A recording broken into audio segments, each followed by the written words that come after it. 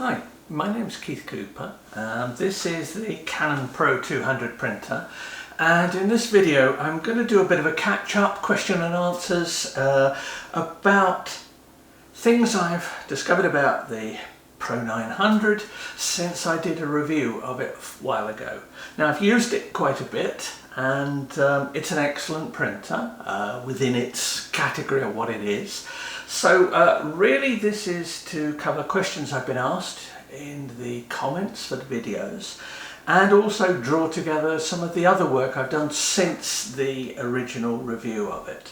So a quick overview of ones that I've got specific videos for. Obviously there is the full review of it. There are videos about making a glossy print, borderless, canvas, black and white, panoramics, and there is a full written review, and there is a written article specifically looking at black and white photography and printing your black and white prints on that. Now they're all listed in the Canon video list, the playlist on this channel, so do have an explore. I'm not going to go into great detail in this. This is really just a catch-all covering lots of things I've been asked about the Pro-200 since I first looked at it, say quite a few months ago. Anyway, start up a nice simple one. Is this better than the Pro-100? Well, some might say it's the same inks, it's the same print head. What do you get? To me, this printer is head and shoulders above the Pro-100. Now, the Pro-100 had all kinds of issues with margins, enforced margins on fine art papers. The display, there was no display, there were just a couple of big buttons on the front of it. I'm going to be honest and say I never particularly warmed to it.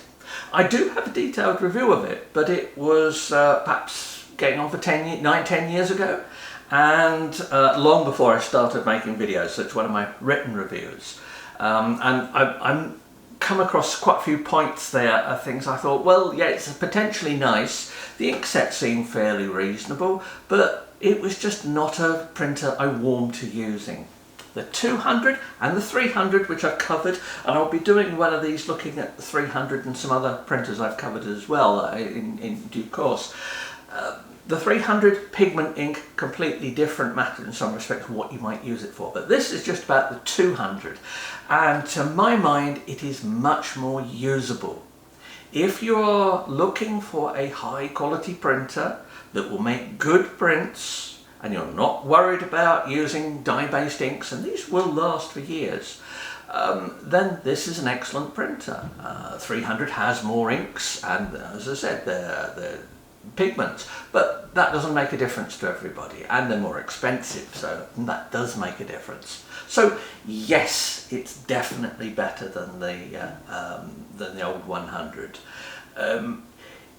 When it comes to inks, I'm just using the Canon inks here. I don't test third-party inks at all.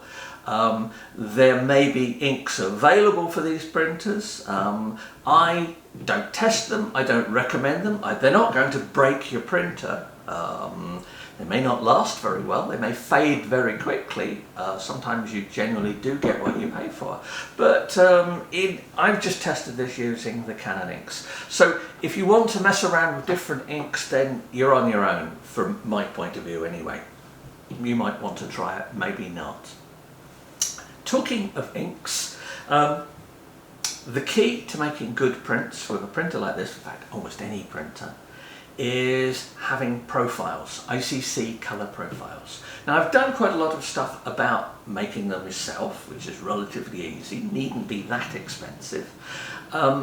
It makes a lot of difference. Now, you can make your own profiles, and the ones I made for the review are available on request, but you just have to email me at the Northlight Images website.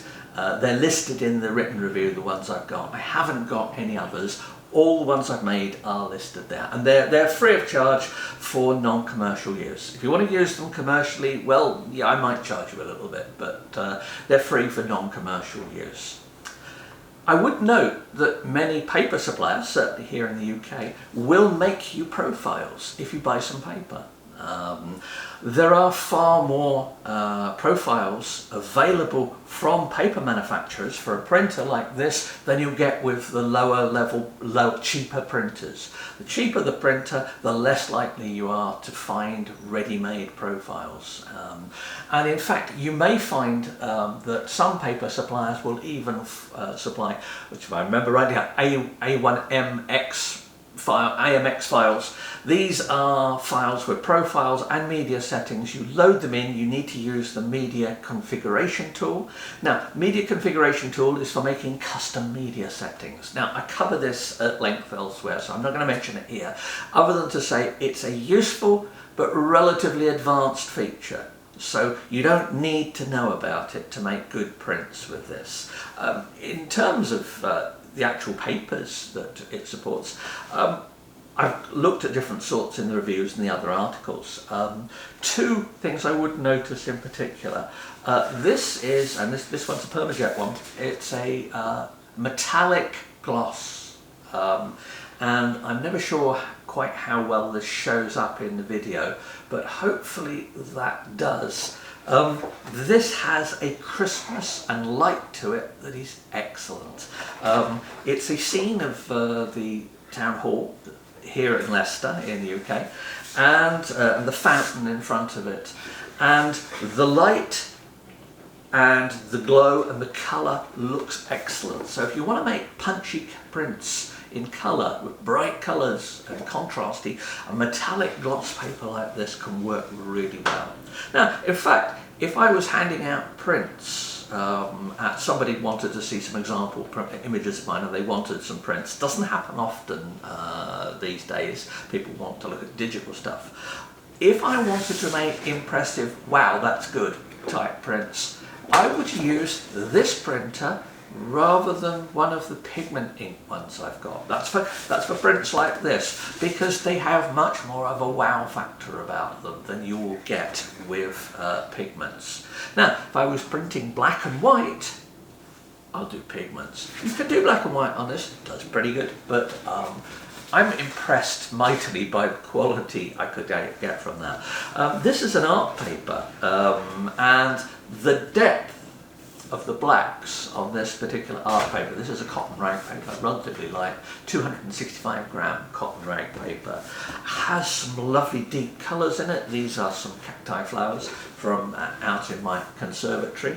They usually appear around May, April time, and they are really bright colours, and it's kept the colours in this. Now that's on an art paper, and it's got very good blacks on it. Of course, made with a custom profile, because if you don't make the profiles, you probably won't get quite such good results. And I would say when you're testing prints, do use a known good test image like this to test your prints. Don't use something like this. Now, this I've printed on lots of things, so I printed on lots of different printers, so I have a pretty good idea of what it looks like. But I won't use this for print evaluation. I'll use an image like this after I've made a profile with and the profiles I make are 2,700 patches, so these are the sort of profiles that if you were to pay to have them made, people might charge you a fair bit for them. But as I say, I don't do profiling commercially, so the ones I've got are free on request. But there's some example prints. But check this, the image is available for download.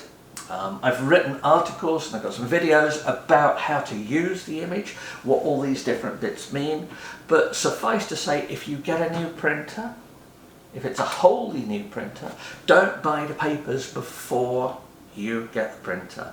I always say start off with the manufacturer's paper, some of it. Now, you don't have to get much, you don't have to get lots of big sheets. This is an A3 plus 13 by 19 sheet. You don't need to get lots of big sheets like this. A4 will do fine for testing. Start off with that, see how the printer works, see that it is working, and then look at getting papers. Do not go just because somebody says on a forum somewhere, brand XXX makes absolutely superb paper, this is the paper you need to use. It doesn't matter how famous the maker is. Different printers work differently with different papers. That's it. That means that a paper that may look great on one printer may look just okay, even with a custom profile. Profiling can only do so much. The paper and ink and printer have to match each other for that. But anyway, I've mentioned other printers. The Pro-200, I've done a video comparing that and why you might choose one over the other. Several people have asked me, I reviewed the Canon small G550, 650, 640, it's a tank printer. Several people have asked me whether they should get that or this. To me, that's a question. I go, what? It's so obvious, the answer. However, I'm thinking about it further, it's not. So I will be doing a video answering the question of, should I get a small Canon G550, 650 with scanner on the top, or should I get a Pro-200? Now, I'll be filming that shortly and I'll do one on that. As I say, from my initial answer is, why are you asking the question? But I can think of reasons why people might choose one over the other. They're not reasons I might share, but I can think of good reasons. Anyway, in printing these, most of these have been printed using the Canon professional print layout software. Now you can either use that as a plugin or as a standalone. I use it in lots of examples in the videos, and I've got stuff about it in the review about using it. Suffice to say, it handles Borderless pretty well. It handles things like canvas, other stuff like that. Canvas, yes, you can print sheets of canvas in this. It's a bit dull. It probably wants coating if you really want to do it. I think if I was printing canvas, I probably wouldn't choose a printer like this. This is much better for prints like this, you know, really nice prints. Canvas to me always looks a bit naff, unless it's been carefully done and carefully prepared, stretched, everything like that. However, tastes vary, and I know some people like printing on small bits of canvas. It's doable. I've covered it in a video. Another question I've been asked about this: how often do I need to print to stop the printer from drying up? Now, I normally recommend printing maybe a nozzle check on plain paper, or even if you're just printing something else, that's the nozzle check off this particular printer. I recommend doing that every week or two, just to keep the printer using. Now, this printer, because I've been doing lots of other stuff, had not been used for weeks. And hence the worry about what's going to happen when you turn it on. Well, I'll tell you, when I switched it off, there were several inks were showing as very low. When you switch the printer on, after you've not used it for a few weeks, it does do some cleaning. It does use up some ink, and as a result of that, 3 inks that were low needed replacing. Flashed as must be replaced. So I had to replace those on startup before I did that. Now, that's not a surprise, but I just mention it in case you worry about accidentally leaving your printer for a few weeks and not using it. Have some spare inks. If you see the inks showing as low, they will do quite a lot more prints. However, you are going to need to replace them. And if you switch the printer off for a week or so and switch it back on, the ink that gets used when it starts up and does things is just enough to potentially tip some cartridges levels into needing replacing. So if you're running your ink slow, keep spares, because at a certain point the printer will refuse to print. That's because printing a printer like this with no ink in it damages the print heads. Damage the print heads, they are replaceable, but that's an expense you don't really want. And trying to eke that last drop out of the ink cartridges can be false economy. Now, another bit is prints. Now, I've been asked about where to feed prints. Almost every print I've made has been in through this rear slot here. That's for cards, that's for Borderless, that's for fine art, that's for photo prints like this. They've gone in through that top slot there. Now, there is a slot at the rear that you can load for fine art. Some media settings will require you to use that one, but you may not need to use those media settings. It all depends on the setup. I much prefer putting stuff and even thinnish. This is an art paper, but it's, it's not a thick art paper, but it's still quite stiff. That went fine through the top there. The bit at the back, there's a feed tray that flips out. You load the paper in. There's a little button on the side of it for access for paper jams and things like that, which lowers it almost flat. Now if you lower it almost flat, the printer won't work. This does not have a straight through print path. However, you can raise it just a little bit, not up to the click stop, and it will start to feed again. So if you've got stiff paper or thin card that will bend but you don't want to bend much, you can experiment with that feed at the back there. It's a click stop and then release it, but if you let it drop flat, the printing won't work. So you've got to find some way of just keeping it held in place. Any other things I can think of? Probably not a lot really. I would notice on Borderless, the print quality on this is pretty good right up to the edge. I print these all, I don't print them on the absolute highest print setting. It's not really needed most of the time. But sometimes it does warn you that print quality can be lowered on the leading and trailing edge.